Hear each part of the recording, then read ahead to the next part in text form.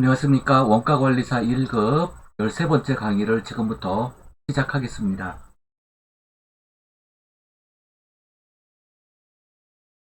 오늘은 원가 행태의 결정 첫 번째 시간으로 원가 함수 추정, 비선형 원가 함수와 학습 곡선에 대해서 알아보겠습니다.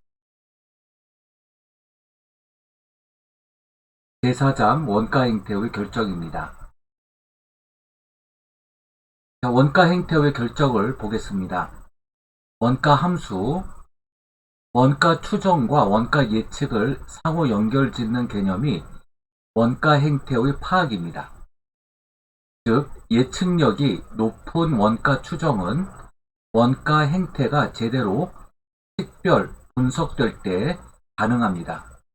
원가 행태에 따라 원가를 분류하는 것이 중요시되는 이유는 기업이 경영계획과 통제 목적에 보다 더 유용한 정보를 제공할 수 있기 때문입니다. 원가 행태, 코스트 비헤비어란 조업도나 활동 수준이 변화함에 따라 총 원가 발생액이 일정한 양상으로 변화되는 정도를 의미합니다. 원가 행태를 파악한다는 것은 산출량과 같은 원가 동인의 변화에 따라 원가가 어떻게 변화하는지를 이해하는 것을 말합니다. 이러한 원가 행태를 일반적 수식이나 수학적으로 표현한 것을 원가 함수라고 합니다. 일반적으로 원가 함수는 원가 동인, 예를 들면 제품 산출량 수준의 대응치인 조업도, 그리고 총 원가 사이의 관계를 보여줍니다. 이처럼 원가 행태를 올바르게 이해함으로써 원가 추정과 원가 예측의 정확도를 향상할 수 있게 되는 것입니다.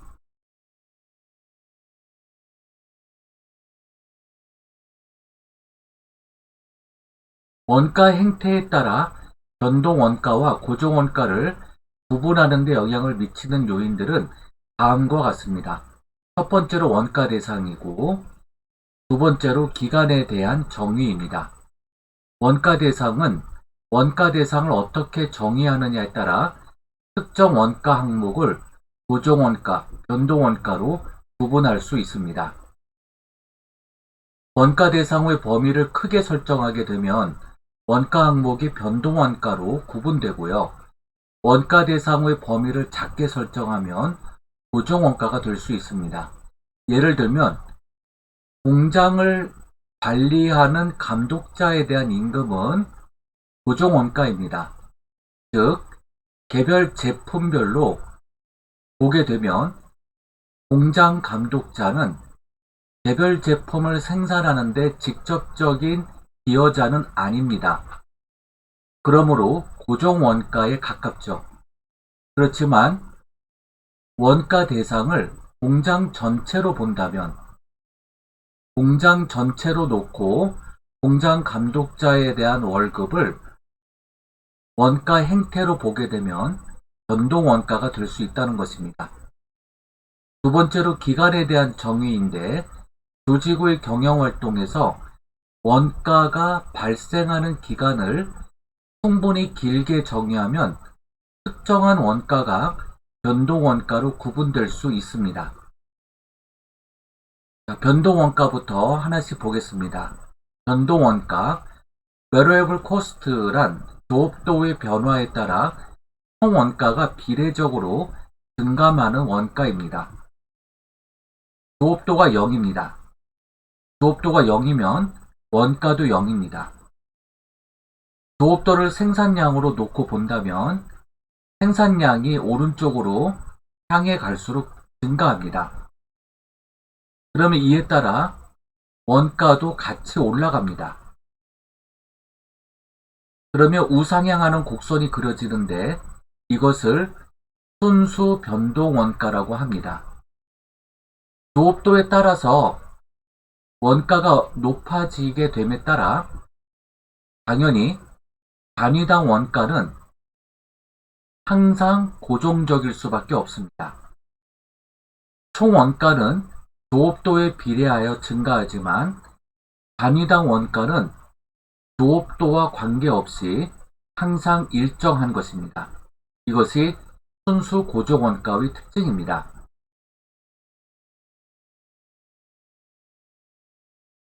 준변동 원가를 보겠습니다. 세미 베리어블 코스트라고 하는 것인데요. 고정 원가와 조업도의 변화에 따라 비례적으로 증감하는 변동 원가가 있고, 그리고 항상 고정적인 원가를 가지고 있습니다. 변동 원가와 고정 원가가 함께 있는 것을 혼합 원가, 믹스드 코스트라고 합니다. 주로 전기 요금, 전화 요금, 가스 요금 등이 있는데요. 이러한 요금들의 특징은 기본 요금이 함께 있다는 것이죠. 그리고 사용 요금을 부담하는 것입니다. 기본 요금과 사용 요금이 함께 있는 원가를 준 변동 원가 또는 혼합 원가라고 부르게 됩니다. 기본 요금에 해당하는 고정 원가가 있습니다. 이렇게 항상 일정하게 원가가 발생하고요. 사용에 따라서 올라가는 원가가 있어요. 그래서 순수 변동 원가,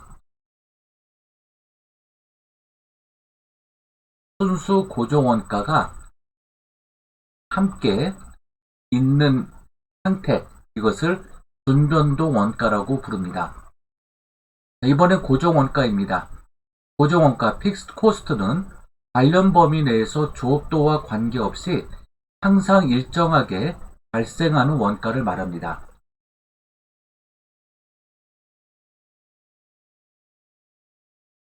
고정 원가는 조업도와 상관없이 항상 일정합니다. 그런데 조업도가 증가하면 증가할수록 단위당 원가는 우하향하는 것을 볼 수가 있습니다.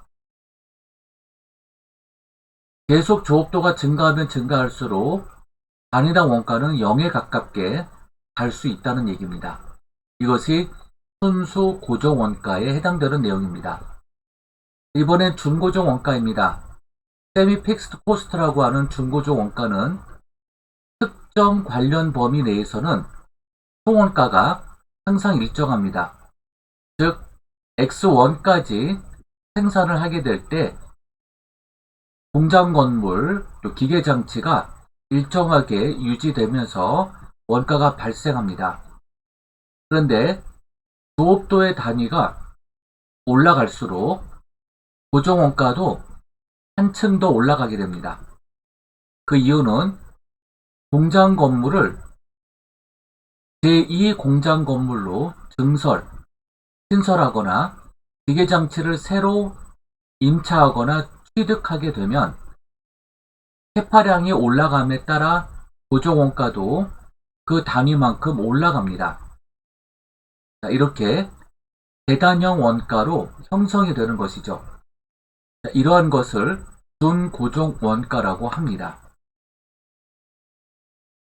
이 그림과 같이 총 원가의 행태가 변동하게 되는데 순수 변동 원가처럼 이렇게 우상향하는 것이 아니라 이렇게 단계별로 상승하는 것이죠. 이러한 그 계단형 원가를 스텝 코스트라고도 합니다. 이런 준고정 원가의 예로는 공장 감독자의 급여가 있고요. 또 기계 구입, 공장의 증설 등이 있습니다.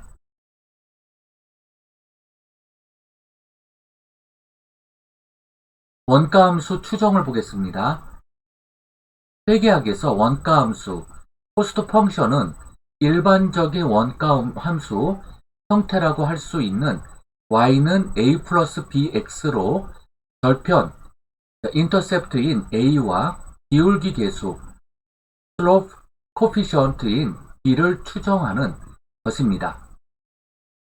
원가 함수를 추정하는 방법에는 여러 가지가 있는데 산업공학법, 계정분석법, 고저점법, 회계분석법 등이 대표적입니다. 산업공학법을 보겠습니다. 산업공학법, Industrial Engineering Method는 생산 방법, 재료, 노동력, 설비, 생산 효율, 공작 등에 대한 공학자의 평가를 근거로 원가 행태를 계량적으로 분석하여 원가 방정식을 추정하는 방법입니다. 일반적으로 정밀한 작업 측정에 기초하여 원가를 추정하기 때문에 작업 측정법, Work Measurement Method라고 불리기도 합니다. 일반적으로 직접 재료와 직접 노동에 관련된 원가를 추정하는 데에 산업공학법을 사용하며 과거 자료를 이용할 수 없는 경우에 많이 사용되고 있죠. 산업공학법의 단점은 제품 생산에 필요한 개별 작업을 수행하는 데 필요한 소요되는 시간을 측정해야 합니다. 이에 따라 상당한 시간과 비용이 소요된다는 점이죠. 이번엔 계정분석법입니다. 계정분석법, Account Analysis Method는 계정분류법, Account Classification Method라고도 하는데요. 원가 추정 방법 중 가장 전통적인 방법의 하나에 속합니다. 이 방법은 회계 담당자가 각 계정에 기록되어 있는 원가를 전문가적인 판단에 따라 이 계정은 고정원가다, 이 계정은 변동원가다 라고 이렇게 지정하는 것을 말합니다. 그리고 준변동원가로 나누고 준변동원가를 다시 고정원가와 변동원가로 분류하여 모든 원가 요소를 고정원가와 변동원가로 구분합니다. 이렇게 계산된 총 고정원가는 그대로 고정원가의 추정치로 이용되고 총 변동원가는 총 생산량으로 나누어 단위당 변동원가의 추정치로 사용하는 것을 말합니다. 계정분석법의 장점은 단순하다는 것이고요. 단점은 회계 담당자의 주관적 판단에 위존할 수밖에 없는 점이죠. 회계분석은 Regression Analysis라고 하는데요. 두 변수 간의 관계를 묘사하는 방법으로 각각의 독립 변수 값에 대응하는 종속 변수의 평균 값을 추정하거나 예측하는 데 있습니다. 자, 이번엔 고저점법입니다. 계량적 원가 추정 방법 중 가장 간단한 방법이 파이로 포인트 메소드라고 하는 고저점법이 있습니다. 이 방법은 원가 동인의 가장 낮은 관찰치의 원가 자료와 원가 동인의 가장 높은 관찰치의 원가 자료를 연결해서 구하는 방정식입니다. 예시를 보면 월별 노무 시간과 간접 노무 원가 자료가 있어요. 이걸 가지고 고저점법을 이용해서 원가를 추정해야 하는 것입니다. 자, 노무 시간이 원가 동인입니다. 자, 1월부터 7월까지의 자료만 놓고 본다면 최저의 노무 시간과 최고의 노무 시간을 구해볼 수 있습니다.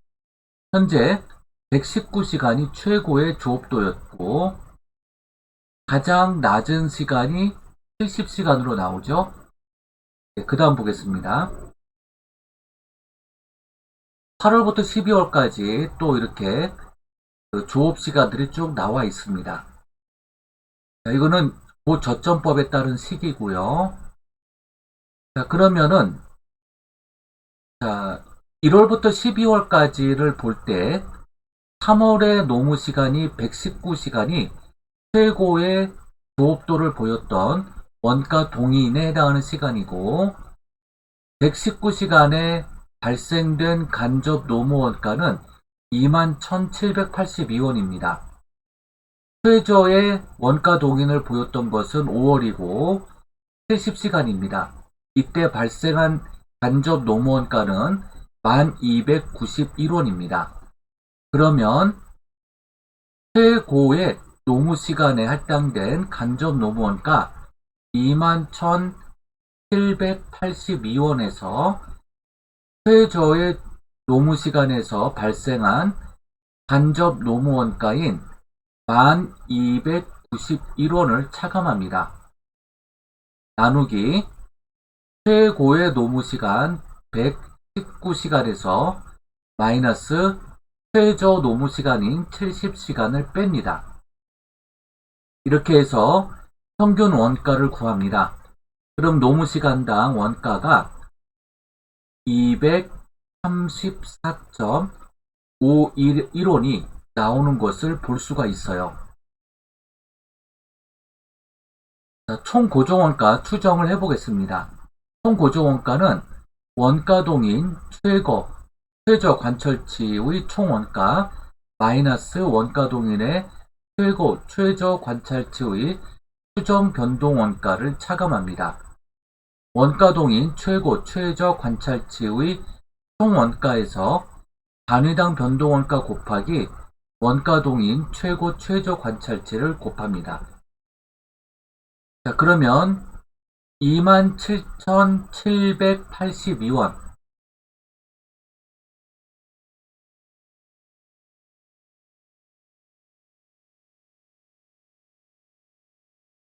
마이너스 바로 열고요. 234.51 곱하기 119시간 여기 있죠?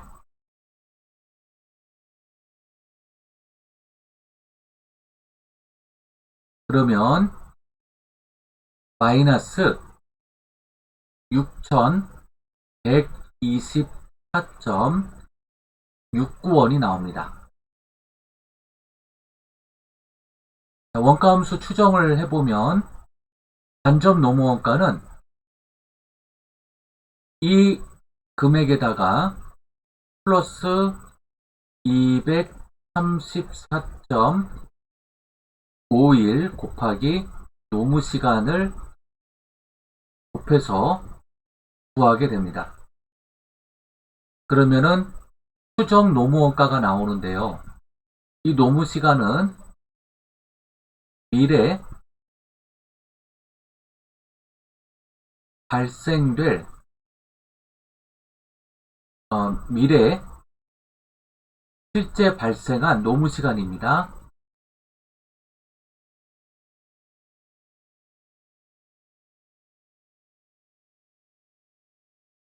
미래 실제 발생한 시간을 곱하면 추정 간접 노무 원가가 이러한 방식으로 계산이 됩니다.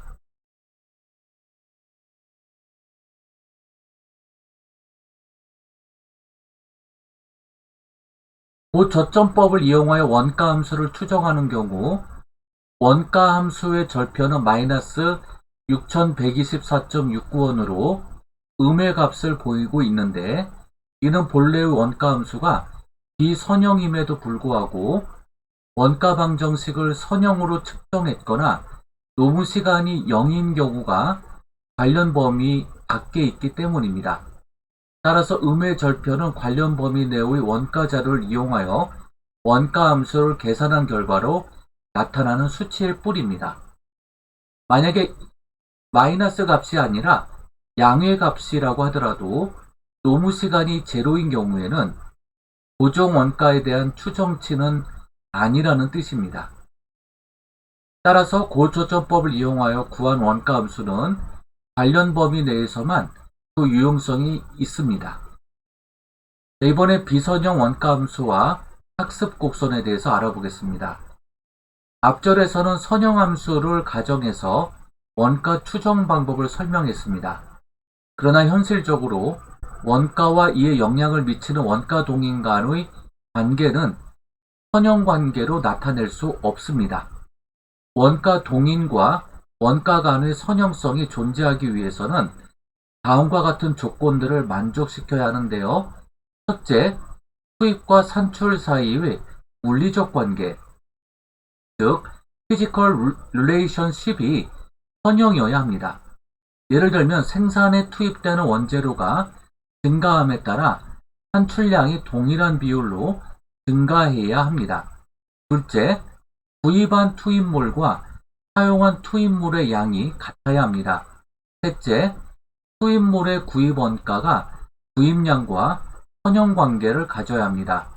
만약 이러한 조건을 만족하지 않는 상황에서 원가 함수를 선형으로 추정할 때는 왜곡된 원가 함수를 추정하게 되고 따라서 잘못된 원가 정보를 산출하게 됩니다. 비선형 원가 함수의 원인으로 학습 효과가 있습니다. 러닝 이펙트라고 하는 것인데요. 학습 효과란 종업원들의 특정 작업을 반복하여 수행함으로써 경험을 통해 단위당 작업시간 및 단위당 원가가 감소하는 현상을 일컫습니다. 이를 측정한 함수를 학습 곡선, 러닝 큐브라고 합니다.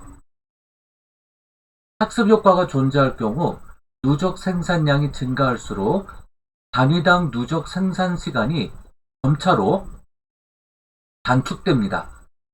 단위당 누적 평균 원가도 따라서 감소하게 되죠.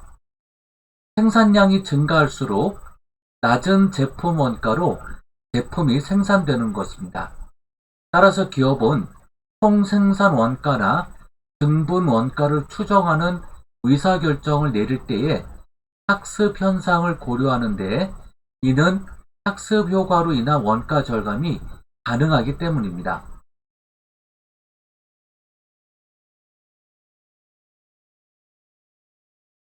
구체적으로 학습 곡선 모형은 총 생산량이 증가함에 따라 단위당 누적 평균 변동 원가, 즉 누적 총 변동 원가 나누기 누적 생산량입니다. 일정 비율로 감소하는 것을 나타내는 모형을 얘기합니다. 즉 누적 생산량이 증가함에 따라 단위당 누적 평균 변동 원가가 증가하지만 그 증가율은 점차 감소합니다. 이러한 학습 효과의 정도를 비율로 나타낸 것을 학습률, rate of learning이라고 합니다. 만약에 직접 노무 시간이 80%의 학습률을 보인다고 가정하면 두 단위의 제품을 생산하는 데 소요되는 단위당 누적 평균 제조 원가가 최초의 한 단위를 생산하는 데 소요되는 시간의 80% 수준에서 생산됨을 의미합니다. 다시 말하여 X%의 학습률이란 누적 생산량이 2배씩 증가할 때마다 단위당 누적 평균 제조 시간이 100-X%만큼 감소하는 것을 의미합니다. 따라서 학습률이 낮을수록 실제 학습 속도가 더 빠르다는 것을 의미합니다. 누적 생산량이 이제 오른쪽으로 증가할 때 단위당 누적 평균 변동 원가는 큐브, 즉 커브를 틀면서 이렇게 아래쪽으로 향해 가는 것을 볼 수 있고요. 자, 이것을 이제 오목하게 파여지는 것이죠. 그런데 누적 생산량이 증가할수록 누적 총 변동 원가는 이렇게 이제 이것을 볼록하다고 하죠. 오목하다고 하고요. 오목하게 이렇게 이제 올라가는 것을 볼 수가 있습니다.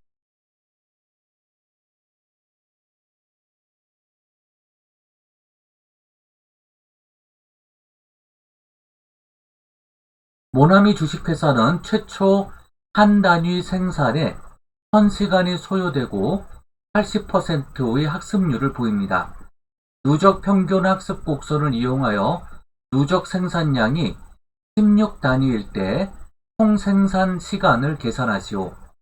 두 단위를 생산하는데 소요되는 누적 평균 시간은 최초 생산 소요 시간 1000시간의 학습률이 80%입니다. 자, 그러면은 이제 한번 볼까요? A 제품을 한 단위 생산할 때 단위당 누적 평균 생산 시간은 1000시간입니다. 두 단위를 생산할 때 80%의 학습률을 보이니까 800시간이 됩니다. 이 800시간을 두 단위로 곱하면 1600시간이 됩니다. 4단위를 생산할 때 800시간에 80%를 곱하면 640이 나오고 640시간에 4단위를 곱하면 2560시간이 됩니다. 640시간에 똑같이 80%를 적용하면 512시간이 나오고 8단위로 곱하면 4096시간이 됩니다. 512시간에 80%를 곱하면 409.6시간이 되고 16단위에 곱하면 6554시간이 나옵니다.